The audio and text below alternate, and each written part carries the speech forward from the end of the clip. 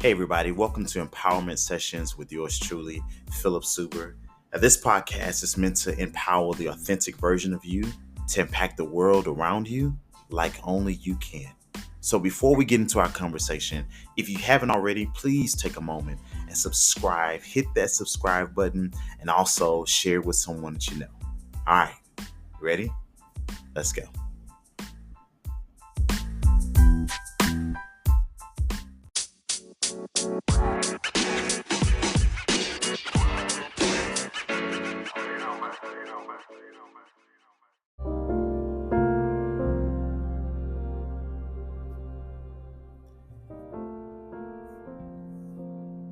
Hey, family, I'm glad to be back in your ear with great content for empowerment.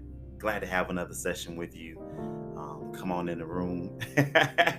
Come on in the room and put your headset in, or if you're driving, wherever you are, um, give some focus to this conversation because I really believe that the core and the underlying messages behind it are really going to be beneficial to your development, your progression in life. So, in the previous session, we talked about the how in the corporate world we use this activity called the start, stop, continue. And with start, stop, continue, we identify the things that we want to start, the things that we want to stop, and then the things that we want to continue. And the underlying goal behind that is to find ways to be more productive as it relates to our goals. And so, what I wanted to do was I wanted to take that out of the corporate setting, bring it to the personal setting for our own individual development as it relates to our lives, our goals, and ambitions. But I changed the order. It's typically start, stop, continue, but I explained in the previous one how, in this particular essence or usage of it, as it relates to personal development, we want to not just identify what we want to start first. We want to identify or begin with what we want to stop. And I explained that the reason why I wanted to do that because typically we're so quick to look at what we can do in terms of starting projects and goals that we can start doing, but we haven't really given ourselves the appropriate plumb line to make that decision on whether what we're attempting to start or desiring to start is really going to be beneficial to us. Is it a filler? Is it just taking up time and space? Or is it really something that speaks to the core values? And that's what we talked about, the core values. And I want to put up on my website, and also if you follow me on Instagram, I'm going to start putting up some posts as it relates to core values to kind of help you identify. And you can follow me on Instagram at empowerment_sessions, or you can follow me at I am Philip Super. But I want to start creating some content and some posts around core values because that's an important part of our lives that is often overlooked. When we thought about the COVID pandemic, one of the things that, and I believe I referred to this in one of the earlier podcasts that I started, or the earlier sessions, was that, it was a time to reconnect to the things that are most important to us, the things that are most significant to our lives, because it is it is typical for us to get caught up in the business and the day-to-day of demands and society demands and family demands that we forget the things that are important. And I don't mean just relationally, but I mean even as it relates to our own selves, self-care, and getting the appropriate rest and making sure that we're in a healthy place mentally and spiritually. And we forget to invest in ourselves because the pull of everything else seems to be stronger and seems to be greater. So we talked about core values. So today I want to continue this, and I want to talk about the first step in this equation, and that is to stop.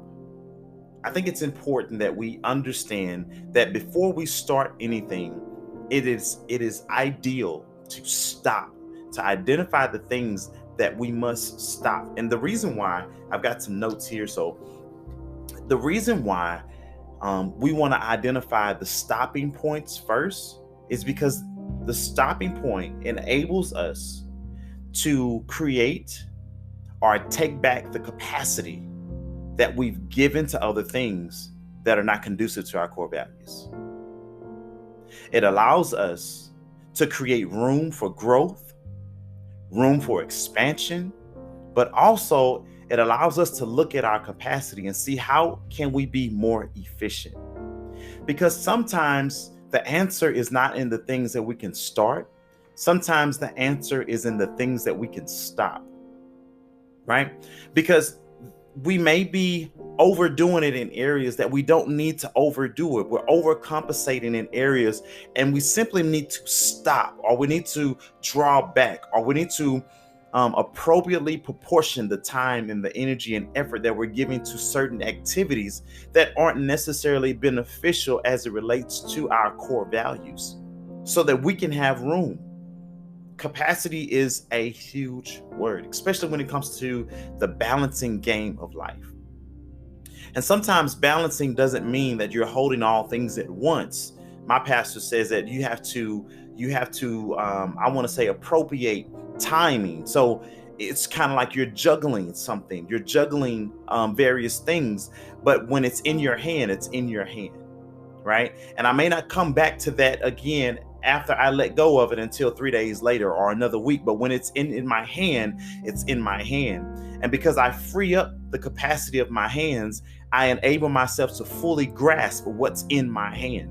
And I hope that doesn't sound like, very complex, but it's basically saying, today, my focus is X, Y, and Z. Tomorrow, my focus may be A, B, and C. But today, I can put my time and energy in an efficient and qualitative way to be productive in X, Y, and Z. And then tomorrow, X, Y, and Z are not my concern, because I've given my time to that on yesterday, or on today rather. And so the next day, I'm doing A, B, and C. When I'm doing A, B, and C, I'm committed, I'm engaged, I'm focused on A, B, and C. And so sometimes that is the thing with stopping and helping you become more balanced, is that maybe I've given too much. I've stretched X, Y, and Z over so much time that it's taken away my effectiveness as it relates to the other areas and other dimensions of who I am. And so I've been overcompensating in this area, and I've been underperforming in this area. So how can I balance that? It doesn't mean necessarily to stop. Maybe I need to, doesn't necessarily mean that I need to start, but it means I need to stop overcompensating. So identify the stops in your life. Identify those stop signs in your life. So here's something. What is it that you bump to the next day, or you push aside? These are stop signs that it's important for us to consider. What are the things that are important, but because we've pushed them so many times, they have become urgent? That's a stop sign. That's a red flag.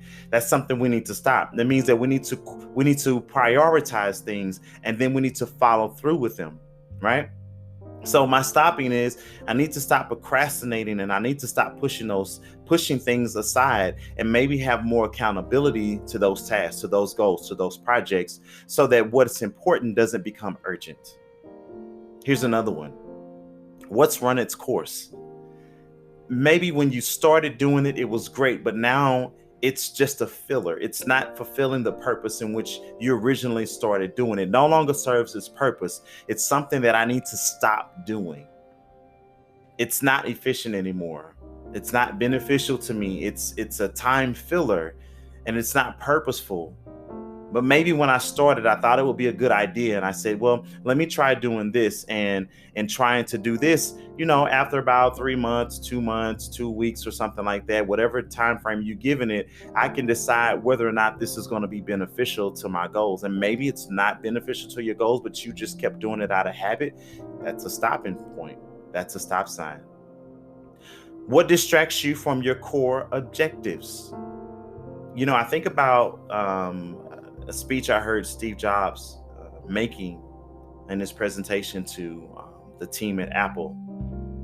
And one of the questions that came up was in reference to a project that they were doing, but the company called the quits on it. And Steve Jobs made a remark similar to this. He would say that we did a lot of things that were great. They were great projects, and they all had their place and their value and their bit of significance. But I found it more efficient and more productive for us as a company to narrow our focus on the things that are really going to bring us change, the things that are going to help us define who we are as a company.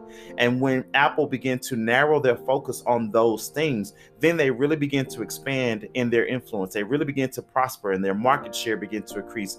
And so they begin to be noted not for a million different things, but for certain things in which they were able to put their individual stamp on, and it was able to make a very significant contribution in terms of society. Today, I'm recording on my iPhone. I have my iPad. Like, we have these iconic figures that no other place, no other company has, because they decided to sharpen their focus. What's the difference between an iPad and a tablet?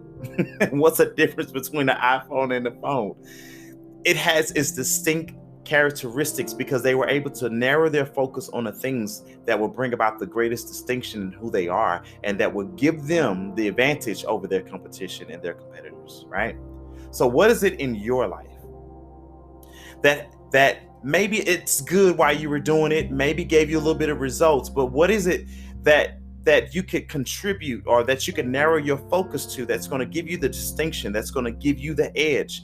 And all these other things, although they're good, they're just not adding to the core values of who you are, your branding, your business, what you want to be, and what your personal brand is, and what you wanted to speak, what your legacy is going to speak. All these other things, they may be good, they may be great, and they bring a certain amount of rewards or return of investment, but not towards the ultimate goal or the ultimate core values that you outlined previously. Those things are what we're building our lives on, those core values. Is it contributing to what your family will speak of you? Is it contributing to the qualitative relationships in your life? Is it contributing to the integrity and the stamina that you have to endure throughout the ages and persevere and to conquer and to win? Is it contributing to those factors? What consumes more of your time? What causes an inordinate amount of stress? What is it that's stripping you of your energy, that's wrestling with you in terms of your drive and your ambition, because doing it is not giving you the return that it needs because it's so stressful? Can we simplify it? Can we find another way to accomplish a task that doesn't become so much of a burden? All these are stopping signs of things that we can look at our lives and say, is it worth it? Should I discontinue this? Again, because the start always starts with a stop. The start always starts with a stop. So then another one is, what we stop helps us make room for worthy pursuits. So it's important. Now, I gave you homework in terms of defining core values. And I told you I started with a list, I think about 80, and I started narrowing it down. And I want to reiterate to you, if I haven't enough, that this is not a one-time task. This is not a one-time experience. This is something that you should continue at whatever cadence in which you choose. So if you want to do this every year, if you want to do this every quarter, if you want to do it, however, every month, at the end of every month, just kind of reanalyze however many times that you needed to refocus and to reaffirm your focus and reaffirm your core values, so that you take control of your life and your development, and you begin to see your life going in the direction in which you desire it to be, and not being taken into other directions by other entities because we haven't taken control of our lives. Whatever cadence is going to work for you, you always want to make sure you realign with your core values, the things that speak volumes to you, the things that are more embedded in your heart, the things that speak of who you are as a person, as an individual. And then you want to look and you want to see, what stop signs in my life have I ignored, or do I need to acknowledge? The things that I need to discontinue, the things that aren't working for me, the things that aren't contributing to me, the things that are stealing my time, the things that are stealing my energy. What are those things that are not contributing to the values that I've set? And let's bring a stop to those things. Because remember that this is not to say anything negative about anything. It's about going in the direction that you want to go. And so when you bring it into those things, you create the capacity. You free yourself up to be more efficient. right?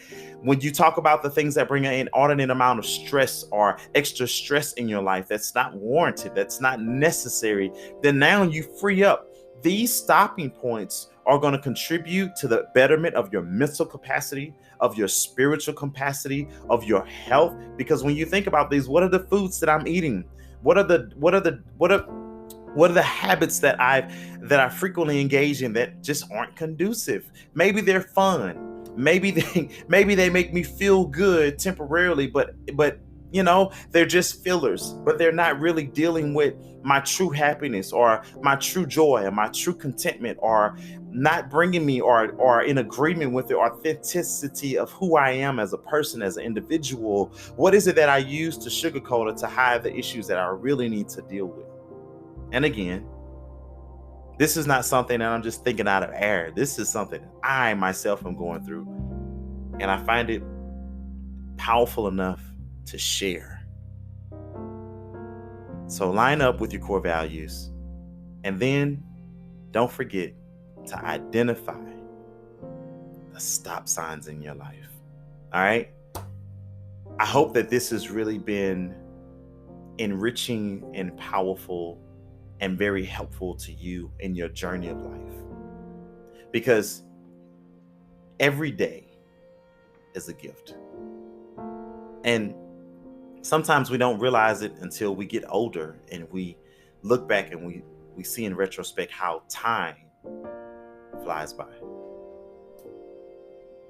And we think back and we see that, man, all these things, if I had been a little bit more proactive now or then as I am now, I would have been so much further. The Bible says that wisdom speaks in the busy areas of life and says, hey, cries out, hey, you simple-minded, how long will you keep doing the things that you're doing? And it makes me realize that sometimes the foolish things that we do are some of the things that keep us busy.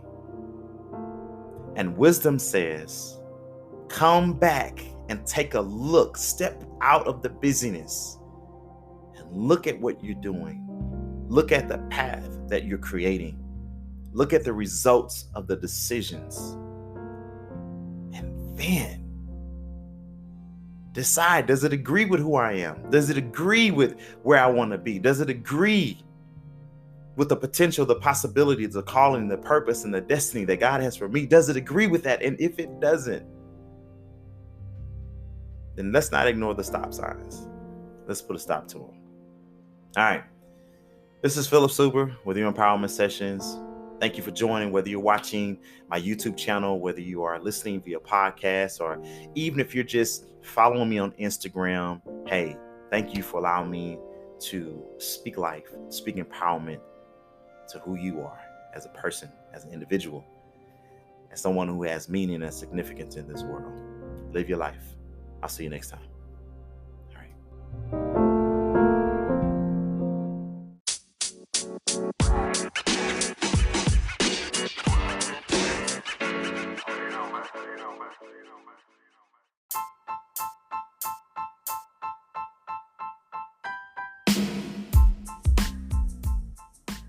Hey, thanks again for joining me in this discussion today, Empowerment Sessions. I really appreciate and hope that you did take the time to subscribe if you already haven't, and also if you took a moment to share it. If you haven't, you still got time to do it. Now listen, remember that this podcast is meant to empower the authentic version of you, to impact the world around you like only you can. Now, you can follow me even after the podcast is over on Instagram at empowerment_sessions or at I am Philip Suber. And even on Facebook, you can join the empowerment community as well if you follow me on there with Empowerment Sessions page. All right. I look forward to adding you guys to the group and seeing your comments on how this podcast has really impacted you in a positive way. Until next time, remember, it's all about you being empowered to help the next generation.